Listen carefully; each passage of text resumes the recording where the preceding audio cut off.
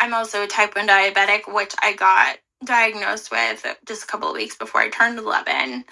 And like about 10, 12 years ago, I started having like a lot of bad low blood sugars, like hypoglycemic seizures in the middle of the night. And that just kind of threw me for a loop. But there was one time where I was having a low and I'd fallen out of bed. But there was a video playing on YouTube about Lilith. And it was talking about how like and I didn't know anything about Lilith. Like that wasn't a part of my childhood, was learning about Lilith. How she was cast out of the Garden of Eden, and she's always painted as a villain, evil being, other things in mythology. But she actually did it to stand up and show other women that, you don't have to bow down to someone who hasn't earned it. And you should never bow down to someone else. And how she loved all women, and she's here to let us know that if you're a rebellious woman, she is there with you. And I don't remember all that it said, but I started to cry, and I thought that was really weird because I'd never even heard of her up until that point. But I felt like it was the right time for me to hear something like that. I feel like we're at a time where the divine feminine is back on the rise. Having like conversations like that with other women who are spiritual but with different experiences, that would like help with the rise of the divine feminine in the world that a lot of people are experiencing.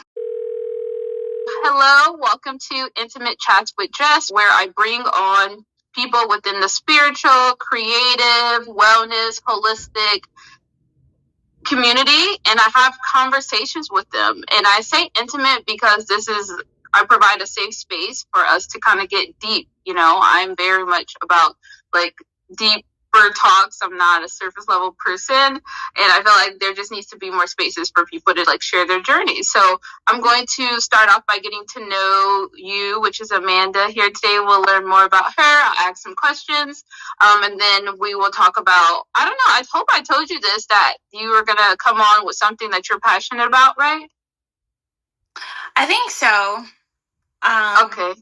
That won't be too hard to talk about, though, because there's a lot of things that I'm passionate about. Okay.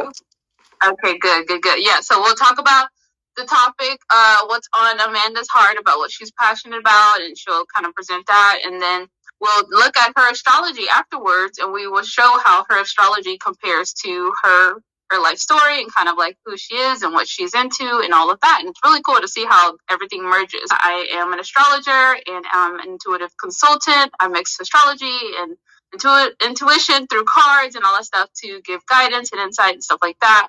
And now the floor is yours, Amanda. Tell us, well, I guess you can kind of intro and say like who you are, where you're from first, and then I'll ask you the next question. Okay, yeah. So my name is Amanda McVeigh. I'm from Hays, Kansas, but I've only been living here 3.5 years now. And I'm a former teacher. And so, yeah. And what did you teach? Like, what was the subject and the age range? So I taught mostly science, but I also taught a little bit of reading and ELA skills and social studies. And I really loved working with kids the main grades I taught were 4th and 5th grade, but I also worked with basically K through 6. Mm-hmm. And I always love working with kids, helping them learn things and seeing that light bulb go off. But I also knew it wasn't something I wanted to do forever because it's very draining. So next year, I'm starting the application process to get accepted into postgraduate school that would start next fall for school psychology. Okay, cool.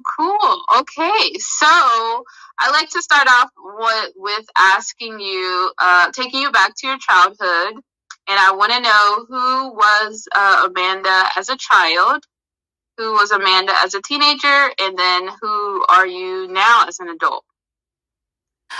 As a child, I was always very, I was always very spiritual, but it was wrapped in and kind of smothered by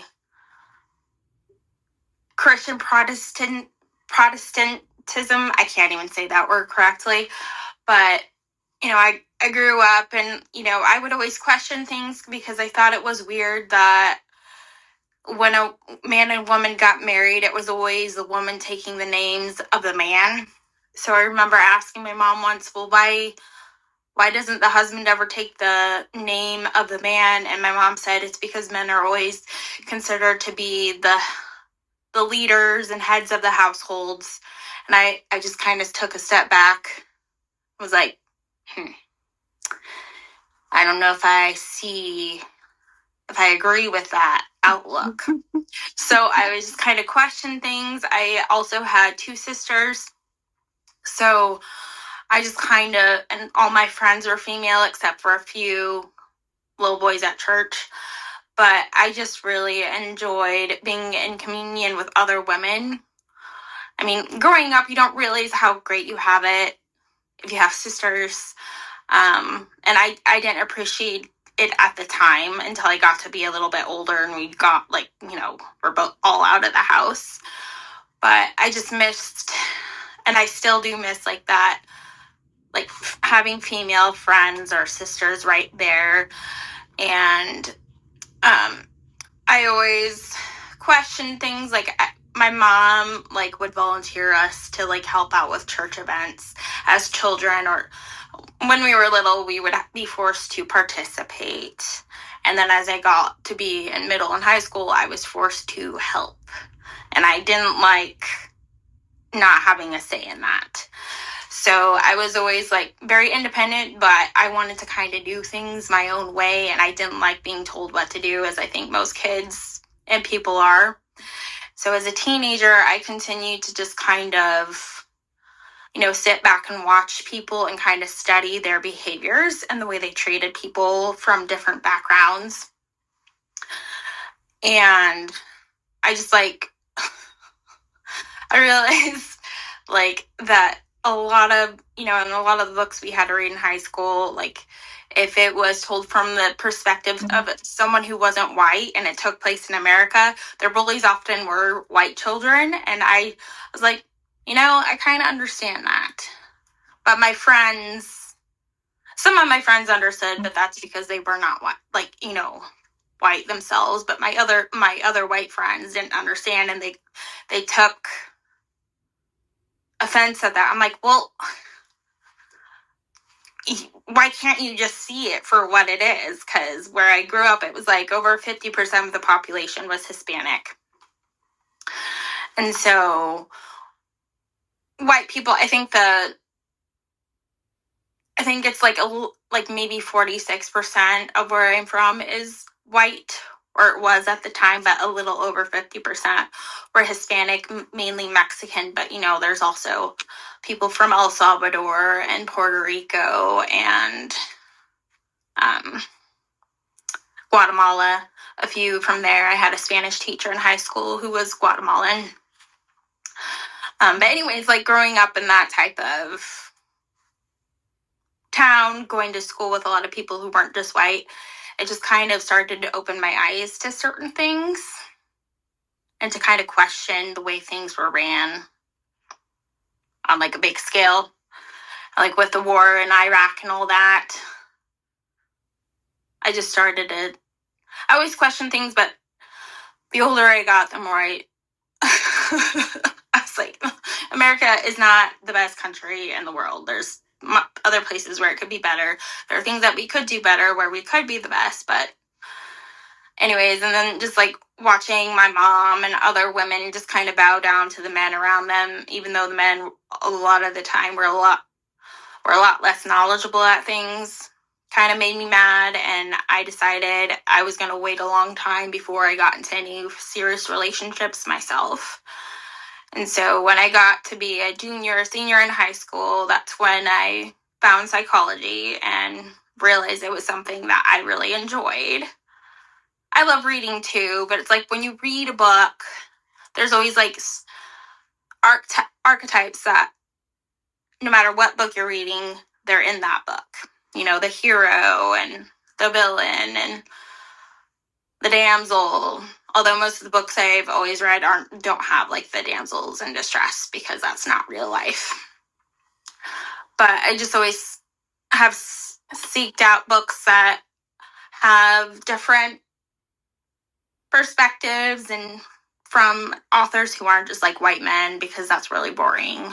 It's like, yes, Lord of the Rings and all that was really popular in my family, but I didn't subscribe to that. I liked the movies, but I wasn't super obsessed about it with like everybody else. And then I got to college, and I really love psychology. I love college, but yeah, I kind of started to break away from church at that point, or at the end of high school, because I realized I didn't really feel like it did anything for me personally. I didn't need it to be a good person like a lot of people use it for. So I broke away from it and considered myself more agnostic. And I considered myself agnostic for a really long time. So, yeah. Okay, wow. Well, and then kind of now, as you are an adult, how are you now? Where are you now? I'm more spiritual. I've considered myself more spiritual for like the past 5-6 years at least. Like, I think I told you about this before, but like, I had like one of the darkest parts of my life was when I was in my mid-20s, because I was really depressed. I had worked at a corporate job in Denver, Colorado, and that just kind of knocked me for a loop, because I was there for a couple years, but every summer they would do like major layoffs, and so it's like you're sitting there just like waiting for them to come to your desk so and get fired. But I didn't get fired any of those times, but I just it was very surreal, and that just I started to question the way things are done, and I realized I really hated the corporate world, and I didn't want to do that. And at that time, I was working on my master's in industrial organizational psychology, and that's all I'd be doing is working in corporate America. And so I decided to drop out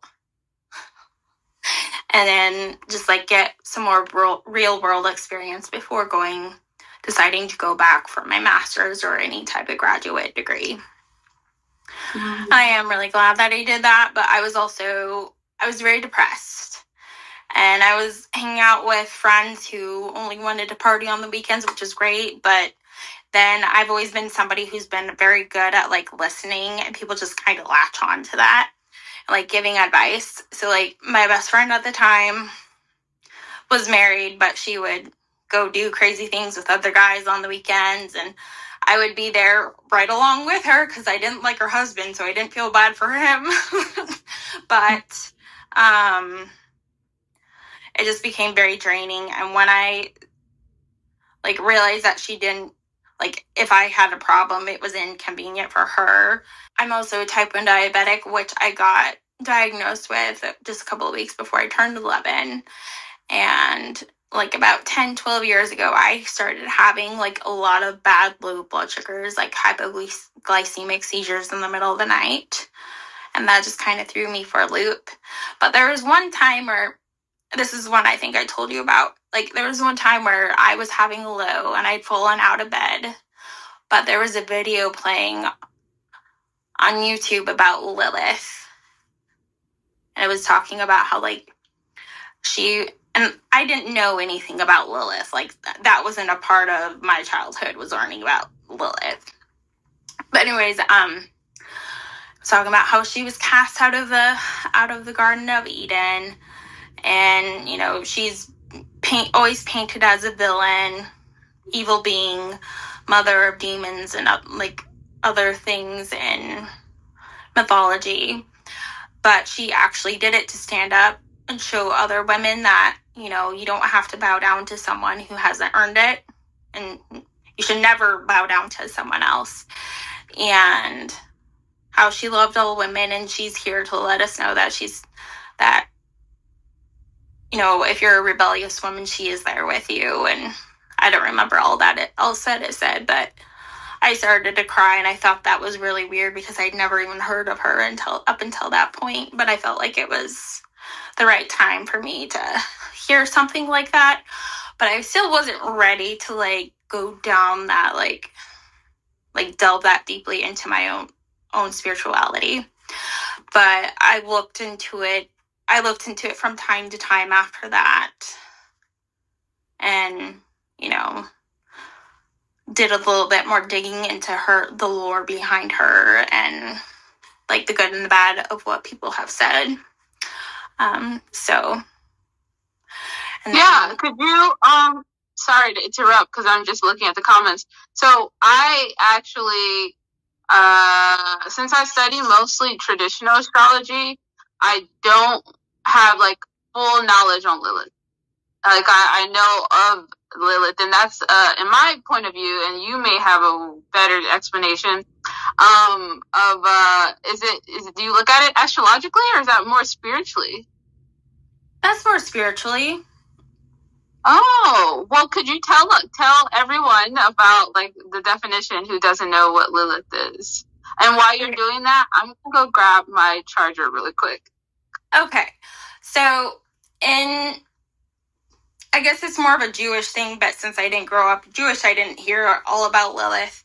But from what I've seen about Lilith now is that in Jewish lore, it's Lilith was Adam's first wife, and they were created at the same time. And some of the myths says that she was made from rougher soil than Adam was. But there was one time where he wanted to lay down they were about to have sex, but he wanted her to lay down underneath him, and she didn't agree to that because she saw herself as his equal. So for her, standing up and saying, "I'm not gonna get underneath a man," she was cast out of the Garden of Eden. And some of them may say that she mated with fallen angels and gave birth to all types of monsters. And some people think that she was the snake or the serpent in the Garden of Eden.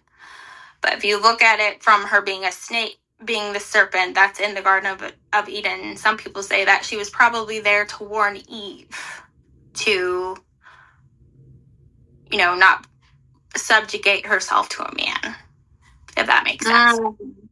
Yeah, and is that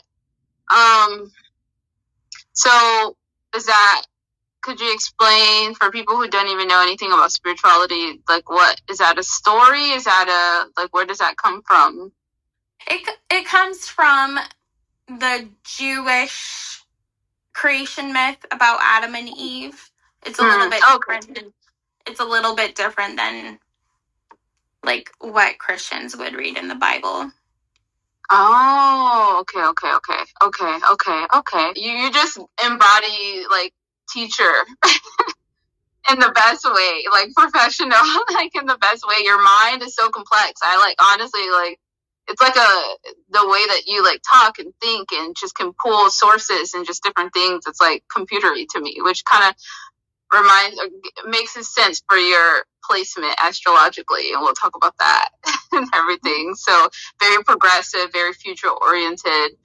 Hint to those who know about astrology. Those are some hints as to, we'll see what her astrology is. But okay. So next thing is your passion. So what in this moment do you want to share that is on your heart, that you're passionate about? I mean, I feel like I already know, but yeah. You can. Well, the two passions that I'm really focused on right now is, I feel like we're at a time where the divine feminine is back on the rise. Everything in our world is very backwards from the way things actually should be naturally. And psychology. like I love kind of like tying those two things together, like spirituality and astrology and psychology. Okay. So is there like a specific topic within that, or do you want to like touch on that further, or any one of those further? I'll go ahead and talk a little bit about When God Was a Woman, the book. Yes, let's do that. This book was published like almost 50 years ago. But Merlin Stone basically went back and did a lot of research about the like history pre-Judaism and Christianity and Islam, before all the monotheistic religions that basically have been running the world for like the past couple thousand years. And in the Bible it talks about how like they destroyed all the like holy sites and iconography of the old religions, like especially like the goddesses. And so it just goes through the history of that and the way like societies ran differently than they do now, and how it was women who led everything. And it was women, and like men were there and they had their part, but it was women who were like the religious and political leaders. Or in some societies it was like women were the religious leaders, or spiritual leaders, and men were the stayed in the politics. But it just kind of depended. So it just goes through that. And when I read it almost 2 years ago, I was pregnant, so it was very fun to read it. And so I feel like having like conversations like that with other women who are spiritual but with different experiences will just like make my point of view on it that much more like correct or whatever, even though it my opinions and views on things are constantly changing with the more information I get. But I just feel like as a group, if we could all like, if women like read this week by week and discuss our insights on it, like that would like help with the rise of the divine feminine in the world that a lot of people are experiencing. So yeah, exactly. And I love the idea of reading this book that is definitely going to be like mind expanding and bring like just different things that we can come together. It'll be, did we talk about how often would it be? Like once a month, or? Well, there's 12 chapters in the book, so I figured we could meet once a week, except for like weeks where the holidays fall. So it'd be like 12 weeks or 12 like meetings. Okay, yeah, and then we'll all come together and then give our insights on the book and talk about and have like more of these like intimate chats, but like in an open-minded way. And obviously, the divine feminine, like all of that. And I don't have a lot of knowledge on any of these, like in any of this, but I'm so interested in like learning and being a part of it. Just anyone who loves having conversations. And then with your background and teaching too, you said you have like discussion, or you will have like questions and prompts and just. Yeah, so I created a reader's guide with like week by week questions that people will be able to write out in their workbooks if they decide to. If they don't, it's fine. But just to kind of like help prepare for the next meeting, because like first week we'll want to discuss the first chapter, obviously, and just kind of get to know everyone who's a part of the group. And then, go into the insights from the first chapter, like how, like when each person reflects on how, like what resonates with them and or what doesn't, and why, and like their own like childhood and experience with spirituality and religion. Letting other people, share their insights without me doing all the talking, because as a student myself, I hate it when I'm in a class and it's just the instructor talking the whole time. Like, that's really boring to me. But if you can be there and like join in on the conversation, that will keep everyone more engaged, and you will learn a lot more that way. And that's how I like to run things as a teacher and facilitator.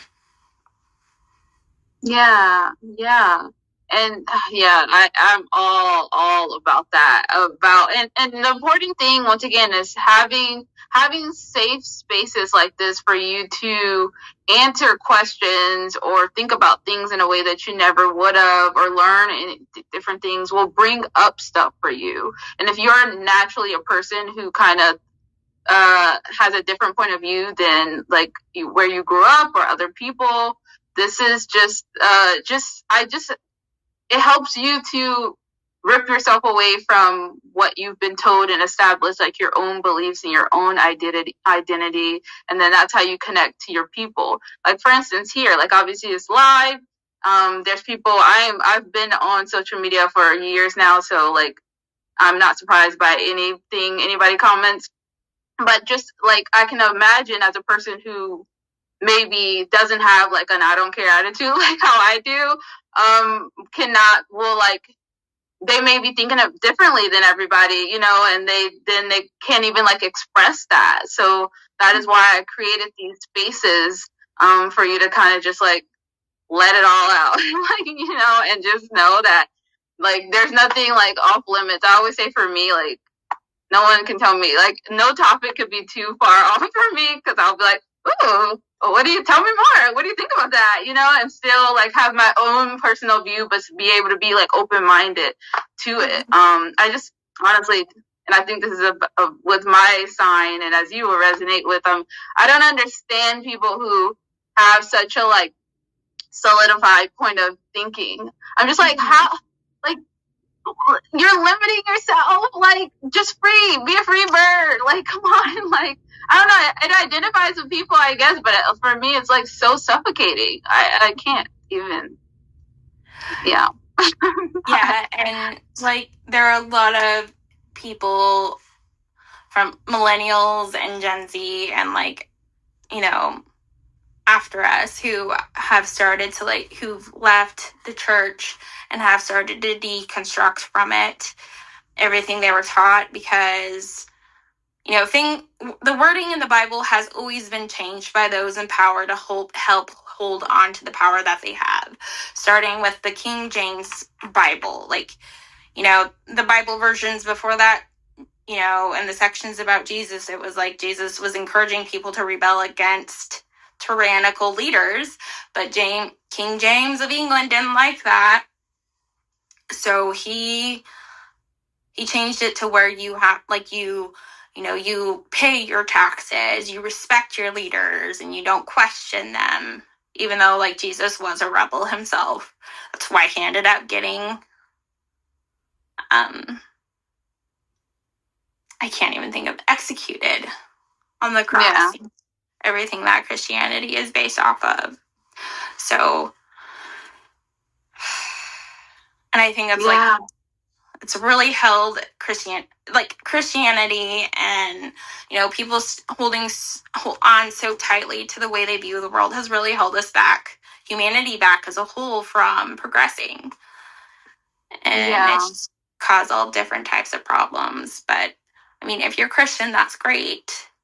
But just don't force it on everybody else, because you wouldn't want a Muslim or any other religion to come in and force you to convert to their religion. And that's happened several times throughout history. And I view that as very evil, like forcing people to either convert or die, which is how this part of the world was founded, unfortunately. But it's just always used for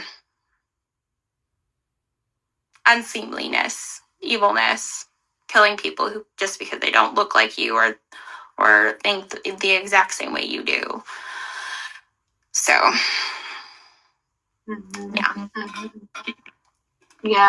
Yeah. So that is just a gist of a little taste of what you will get. Were you completed with everything that you wanted to say at this point? Yeah, I guess. Or not, if you have anything else. It's just like, people, you need to realize that in order to become, like, whether you're a Christian or some other religion or just spiritual, the way you become a more well-developed spiritual person is by constantly, like, questioning how you view things and how other people around you view things, and like doing the research on your own. Like, that is the best way to learn. So I would encourage you all to do that. Yeah. Whether you're a Christian or some other religion or just spiritual, the way you become a more well-developed spiritual person is by constantly, like, questioning how you view things and how other people around you view things, and like doing the research on your own. Yeah. Be I was gonna say, like, an independent thinker. Mm-hmm. There's so much power in that, meaning, like, you are identifying what's true to you. Like, like, that's so important. I always even think of, like, at some point we're all gonna die, and if you've lived through somebody else's lens because you're maybe a little bit scared to, like, this is your life. So whoever is telling you, or whatever you're connected to based off of family or friends, like, all of those people are gonna die at some point. And then like, I always, like, I'm kind of morbid. I always like to think of, like, do you guys realize, like, we're gonna die at some point? So, like, you want to kind of really live your life for you and identify what's for you, and then attract those people. So yeah. But everybody do what works for you. But yes, very, very true. Yeah. Okay. So for those who don't know, I'm pulling up her astrology information. This is how you learn or get to see, like, your full astrology, which is your astrology chart. A lot of people who don't know about, like, real astrology, all they know is about their sun sign. But meaning, like, if you're a Pisces or this, but real astrology that you get from an astrologer that's able to kind of forecast your present, future, past, all of that. That is, like, real astrology. Okay, so Amanda is a Aquarius. There's an Aquarius sun, a Pisces moon, and a Sagittarius rising. So for those who understand astrology, does that make sense?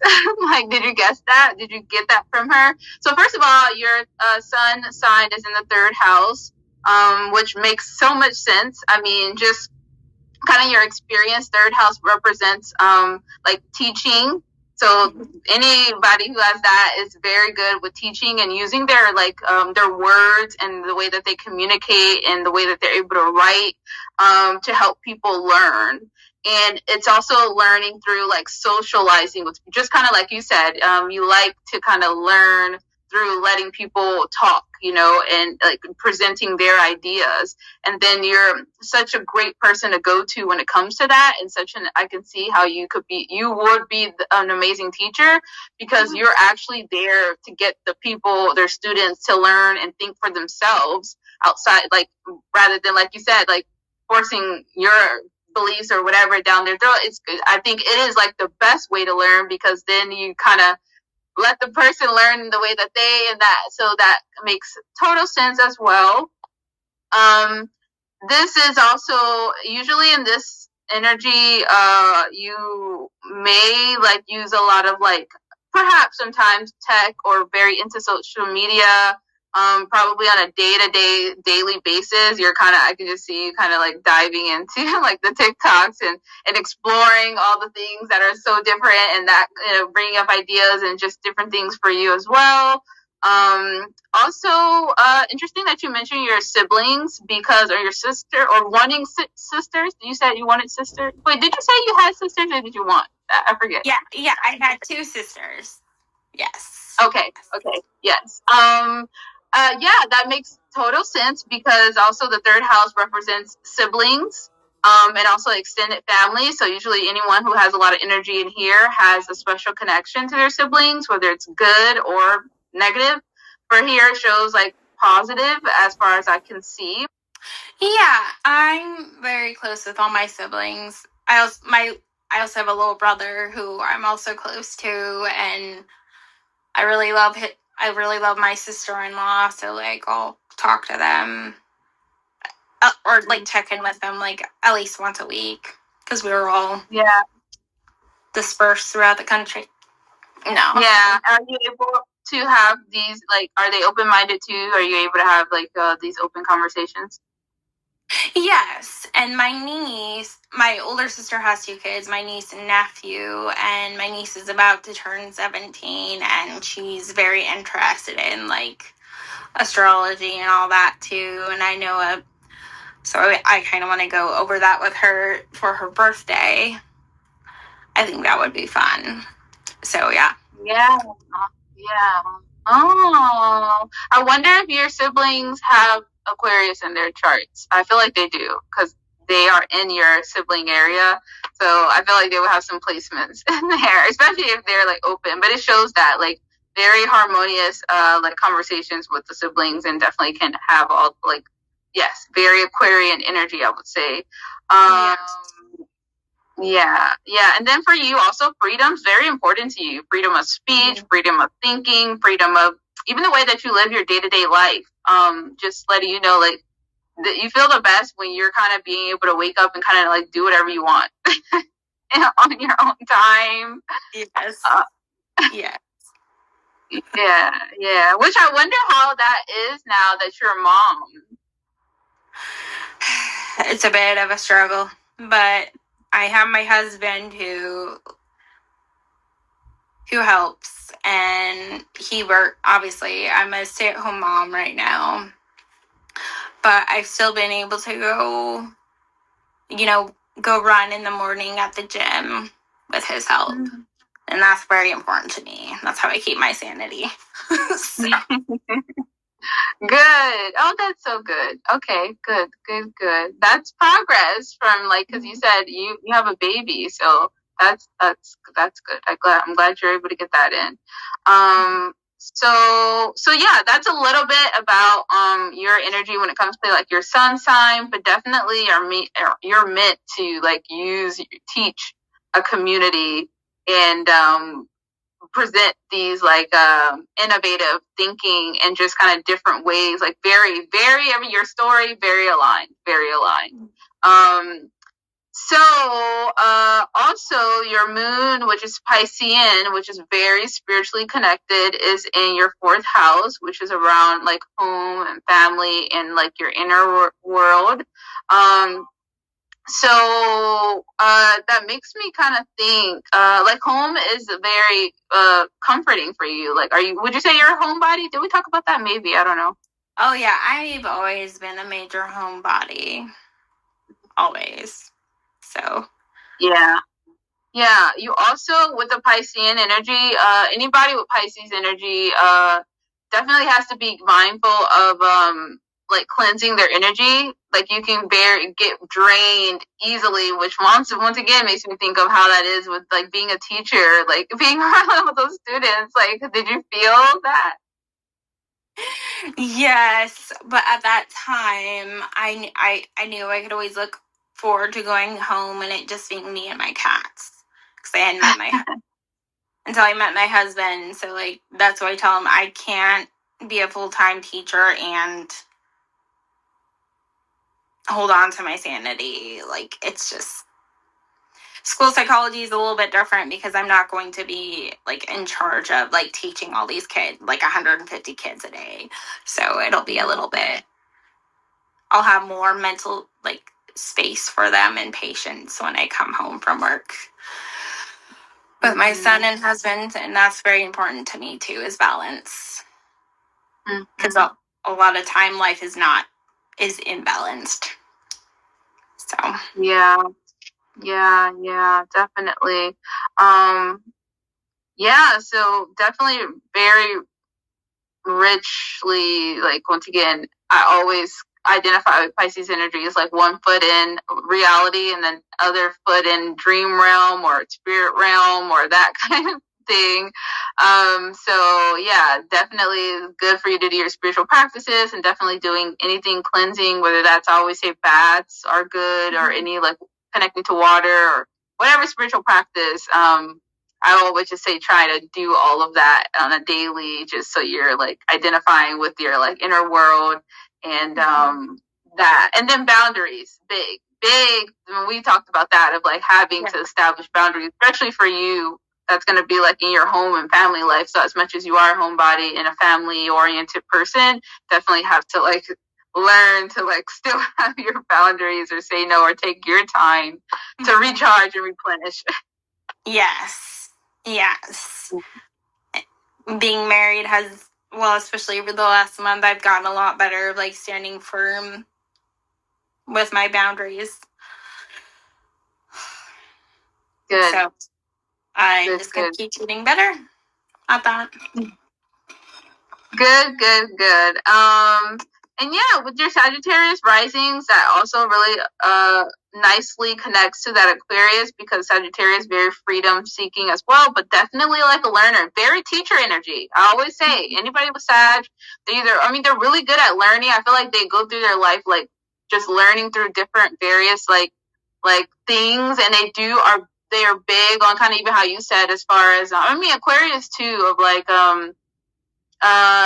learning through different races and cultures, and like they like to be around like diversity and like learn from just different people, and very like open-minded when it comes to that. And then travel is also, it's either travel or like once again just a big book person and like and study in school. It makes sense that you're good in school and all of that, all of those themes as well.